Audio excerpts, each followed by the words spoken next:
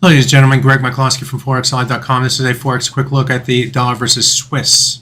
Looking at this currency pair, this is the hourly chart, and if I go back 1, 2, 3, 4, 5, 6, 7 days, the price has been trending to the downside with very little in the way of corrective moves. Little move here, little move here. This is probably the biggest move before today. We are seeing a rebound back higher today, but it still is relatively modest. Let's go to the weekly chart, and then we'll come back to the hourly chart. On the weekly chart, what did the price action to this week do? Well, we saw the price move to the lowest level since 2015. In fact, January 2015 was this low right here, and we fell below the low going back even before then to 2014, but we went below the low from here, which was in January of 2021. So breaking below the January 2021 low took the price to the lowest level since 2015. We also fell below this low from earlier 2014. Those levels, those break levels come in at 0.87568 and 0.86959.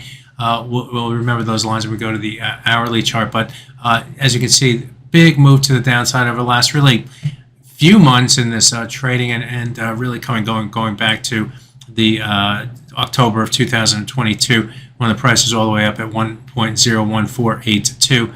Currently trading at 0.85654. That was a low, 0.86198. Well, it's going to turn the bias back to the upside off of this weekly chart. Well, we got to get above these lows right through here at the 0.86959, and then get above the low from the 2021 level at 0.87568. Let's see what it looks like on the hourly chart.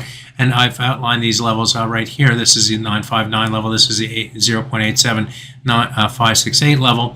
And in between those levels comes the falling 100-hour moving average. That's currently at 0.871102. And you can imagine that is on its move to the downside here, and it's going to be lower as we move into next week's trading. So it could, if we do see continued momentum to the upside, we could see a retest of that 100-hour moving average probably before we get up to the 0.86959 level is my guess for that. So that's going to be our first level of resistance in trading next week. As the price moves above that level, then the bias in the short term turns to the upside.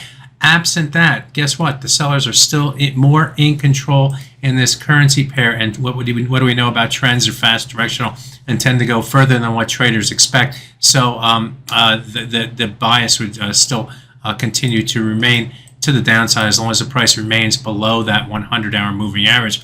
Ultimately, however, we're going to need to get above the 38.2% retracement as well of this trend move to the downside. If we can't get above the 38.2% retracement, is that really a great retracement? No, it's not. It's the minimum. It's a plain vanilla variety retracement of this sharp move to the downside. So we're going to need to get above that level as well.